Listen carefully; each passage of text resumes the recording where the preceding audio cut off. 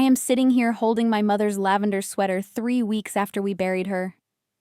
The scent still clings to the wool, faint but unmistakable, like she might walk through the door any moment and ask why I am crying again. Patricia fought lung cancer for 18 months, and I thought I was prepared for this loss. I was wrong. I never imagined the person who promised to love me through sickness and health would become my biggest source of pain during my darkest hour. What happened next taught me that sometimes the cruelest betrayal comes from those closest to us. Before I share what changed everything, I would love to know where you are watching from tonight. Please hit that like button if you have ever felt misunderstood in your darkest moments, and do not forget to subscribe because this story gets much more intense. Trust me, you will not want to miss how this unfolds. My mother, Patricia, was everything to me. Growing up, she would braid my hair every morning before school, her fingers gentle but sure as she wove the strands together. She taught me how to make her famous chocolate chip cookies standing behind me at the kitchen counter, guiding my small hands as I measured flour and sugar. We were a team of two after my father abandoned us when I was 8 years old. Patricia never remarried, pouring all her love and energy into raising me alone. She was not just my mother, but my best friend, the person I called when I needed advice about everything from college choices to relationship troubles. When I met Marcus during my junior year at Northwestern University, Patricia was the first person I introduced him to. She liked him, immediately telling me later that she saw kindness in his eyes. Patricia taught me about inner strength through her own example, working 2 jobs to put me through school while never complaining about the sacrifice. Her favorite saying was something she would repeat whenever life got difficult. "Honey, life will test you, but remember you are made of stardust and steel." 18 months ago, everything changed when Patricia started coughing. At first, we thought it was just a persistent flu. She had always been healthy, never smoked a day in her life, exercised regularly, and ate well. But the cough would not go away. After weeks of home remedies and over-the-counter medications failing to help, I finally convinced her to see a doctor. The diagnosis hit us like a freight train: stage 4 lung cancer. The oncologist explained that sometimes these things just happen, that there is no rhyme or reason to why cancer chooses its victims. I immediately rearranged my life to help her through treatment. As a marketing executive at a downtown Chicago firm, I had some flexibility in my schedule, but balancing work with driving Patricia to chemotherapy sessions 3 times a week became exhausting. Marcus was supportive at first, understanding when I had to cancel date nights or leave early from social gatherings. We had been married for 4 years, and Emma had just turned 2 when Patricia got sick. Initially, Marcus would watch Emma during my hospital visits, making dinner and handling bedtime routines without complaint. But as the months wore on, I noticed subtle changes in his attitude. He started making comments about how I was always at the hospital and questioning whether I really needed to stay with Patricia during every treatment session. When I chose to spend nights at the hospital during Patricia's worst weeks, sleeping in the uncomfortable chair beside her bed, Marcus began expressing frustration about being left alone with Emma. He would text me messages like, "When are you coming home?" and "Emma keeps asking for mommy." During Patricia's final month, her condition deteriorated rapidly. The cancer had spread to her liver and bones, and the pain became unbearable. I took family leave from work to care for her full-time, moving into her small apartment to be available around the clock. Those last weeks were precious and heartbreaking. Patricia would drift in and out of consciousness, but during her lucid moments, we talked about everything and nothing. She shared stories from my childhood that I had forgotten, gave me advice about raising Emma, and made me promise to never let anyone dim my light. The funeral was held on a gray October morning with 50 people in attendance. Patricia had touched many lives during her 62 years, and the church was filled with former colleagues, neighbors, and friends from her book club. Throughout the service, I was barely holding myself together, crying uncontrollably as the pastor spoke about Patricia's kindness and strength. Marcus sat beside me occasionally, patting my shoulder, but I could sense his impatience. When I sobbed during the eulogy, he leaned over and whispered harshly, get it together. The first week after the funeral, Marcus was tolerant of my grief, though distant. He handled Emma's morning routine while I stayed in bed, unable to face the day. He made simple dinners and dealt with the mountain of sympathy cards and flowers that arrived daily. But by the second week, he started making comments about my need to function normally again. He would find me looking through photo albums and sigh loudly or walk away when I started crying while folding laundry. By the third week, his patience had completely evaporated. "You need to move on," he said one evening as I sat staring at Patricia's favorite coffee mug. "The house is depressing. Emma needs her mother back." I was trying my best to balance my overwhelming grief with motherhood and household duties, but everything felt impossible. Simple tasks like grocery shopping or preparing meals would trigger memories of my mother, sending me into crying spells that seemed to last for hours. The first major fight happened when I could not stop crying while cooking dinner. I was making Patricia's spaghetti recipe, and the familiar motions of browning ground beef and simmering tomato sauce brought back memories of countless evenings spent in her kitchen. Marcus found me sobbing over the stove and exploded. "This is ridiculous," he shouted. "She is gone, Julia. Nothing you do is going to bring her back." As we moved into the second month after Patricia's death, Marcus's demands became more aggressive. He insisted I return to work immediately, claiming we needed the income, and that staying home was making my depression worse. "Your grief is becoming selfish," he said during one particularly heated argument. "What about Emma? What about me? We have needs too." When I tried to explain that grief counselors recommend taking time to process major losses, he dismissed my research as psychobabble. Marcus began comparing me unfavorably to other people who had experienced loss. "Other people lose parents and do not fall apart like this," he would say. He frequently mentioned his coworker Sarah, whose father had died in a car accident 6 months earlier. Sarah lost her dad and was back to normal in 2 weeks. She did not make everyone around her miserable. These comparisons stung deeply because they ignored the unique relationship I had shared with Patricia and the circumstances of her prolonged illness. The tension in our house became unbearable. Every display of emotion from me was met with eye rolls or sharp comments from Marcus. When I found Patricia's old photo album in the closet and started looking through pictures from my childhood, Marcus walked into the room and saw me crying. "I cannot live with a ghost anymore," he said coldly. "Every day it is something new setting you off.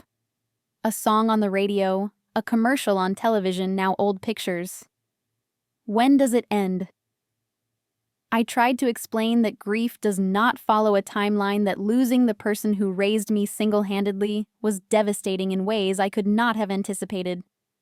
But Marcus was unwilling to listen. He accused me of wallowing and claimed I was using my mother's death as an excuse to avoid responsibility.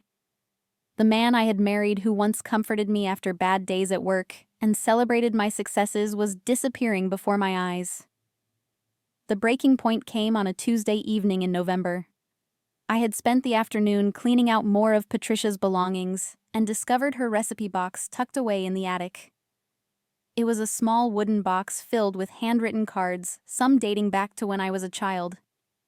Seeing her familiar handwriting, the way she had carefully noted substitutions and cooking times, triggered an overwhelming wave of grief. I locked myself in our bathroom and sobbed, mourning not just her death, but all the future meals we would never cook together, all the family traditions that would die with her. Marcus must have heard me crying because he started pounding on the bathroom door with his fist. "This is ridiculous," he shouted through the wood. "You are pathetic. How long are you going to keep this up?" When I did not respond immediately, his voice grew louder and more vicious. "You are ruining our marriage with this constant moping. I married a strong woman, not this weak shell of a person." The words hit me like physical blows. This was my husband, the father of my child, the person who had promised to support me through life's challenges. Instead, he was attacking me at my most vulnerable moment. I sat on the bathroom floor, tears streaming down my face, wondering how we had gotten to this point. The man who had once told me he loved my sensitivity and emotional depth was now calling those same qualities pathetic. When I finally emerged from the bathroom, Marcus was waiting for me with a list of accusations. He called me useless as a wife and mother, claiming that Emma needed a real mom, not someone who cries all day. He said he was sick of tiptoeing around my feelings, and that my grief was selfish and attention-seeking. The cruelest words came next. "If you do not snap out of it, I am done. I will take Emma and leave. No judge will give custody to an unstable mother." That night, Marcus announced he was going out with his college buddies to watch a basketball game at a sports bar. When I pleaded with him to stay, explaining that I was having a particularly difficult evening and needed support, he laughed bitterly. "You need to learn to handle things yourself," he said, grabbing his keys. "I am not your therapist." Bye. To make matters worse, Emma had developed a fever during the day, and I had planned to monitor her temperature overnight. Marcus left anyway, ignoring my concerns about caring for a sick toddler while dealing with my own emotional crisis. I called his phone repeatedly throughout the evening, desperate for help when Emma's fever spiked to 102 degrees. Every call went straight to voicemail. I spent the night alternating between giving Emma lukewarm baths to reduce her fever and having panic attacks in the hallway outside her room. The next morning, Marcus returned home at 6 a.m., clearly hungover and reeking of alcohol. Instead of checking on Emma or asking how the night had gone, he woke me up aggressively by shaking my shoulder. His eyes were bloodshot, and his voice was slurred but determined. "I have made a decision," he announced. "You either get help, or I am filing for divorce." The ultimatum was delivered like a business transaction, cold and calculated. Marcus explained that he had spent the evening discussing our situation with his friends, and they had all agreed that I was out of control and needed professional intervention. "You have 1 week to prove you can be a real wife again," he said. "I am not going to live like this anymore." What made his threats even more sinister was how he planned to use my grief against me in a potential custody battle. "No judge will give custody to an unstable mother who cannot handle basic responsibilities," he said with cruel satisfaction. He mentioned specific incidents over the past month, times when I had been crying while caring for Emma, or had asked him to take over bedtime duties because I was having a difficult day. Marcus was documenting my worst moments, building a case against me should I refuse to comply with his demands. As I listened to him outline his plans to destroy me legally and emotionally, something inside me shifted. I looked at this man who had promised to love me in sickness and in health, for better or for worse, and realized he had already broken every vow we had made to each other. Patricia had not raised me to be anyone's doormat. She had taught me about inner strength, about standing up for myself, about recognizing when someone was trying to dim my light. In that moment, I remembered my mother's voice during one of our last conversations.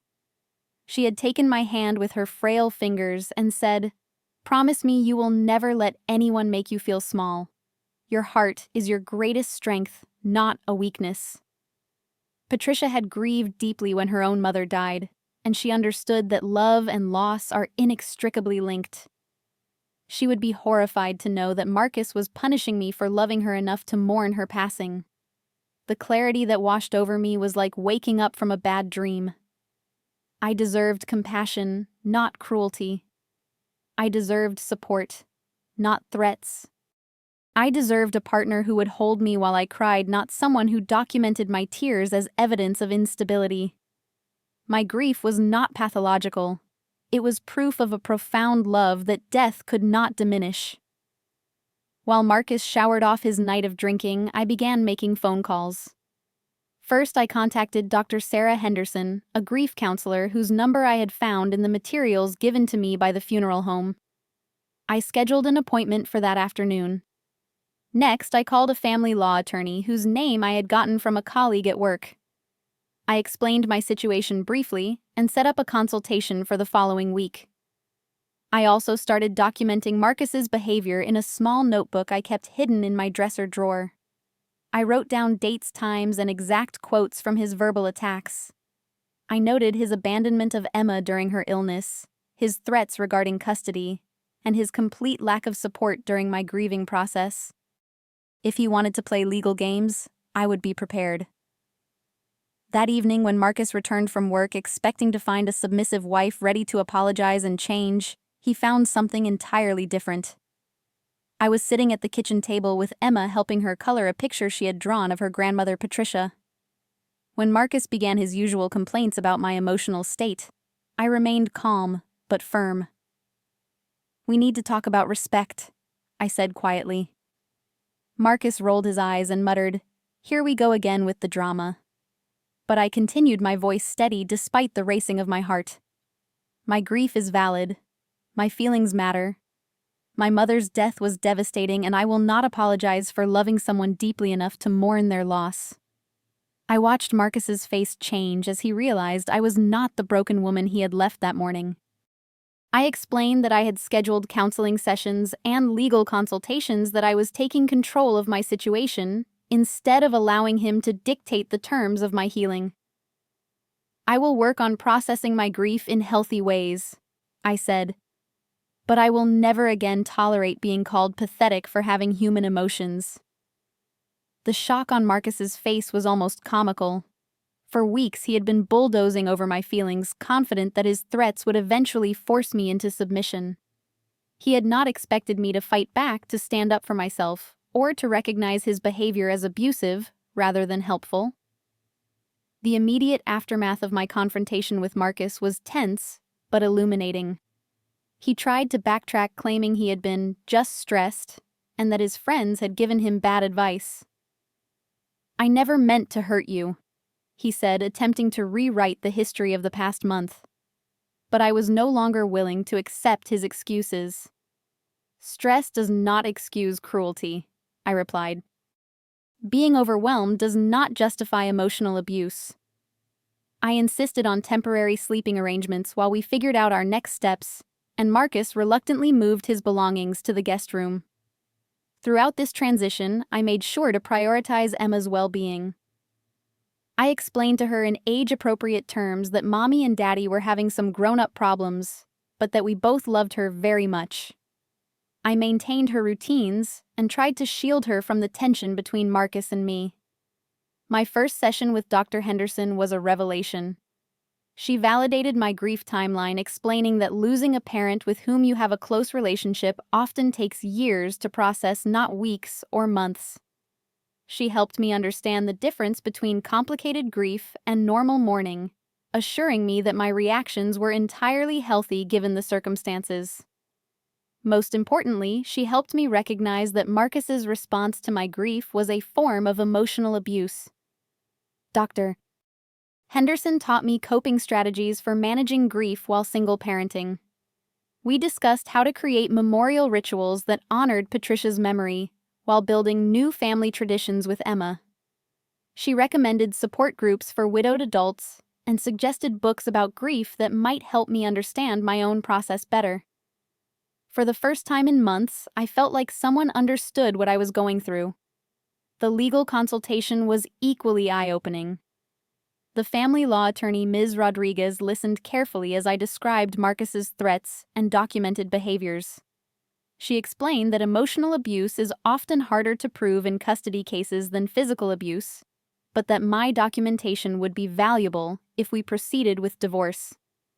She also assured me that grief over a parent's death would not be considered evidence of unfitness as a mother. Ms. Rodriguez helped me understand my financial rights and options for separation.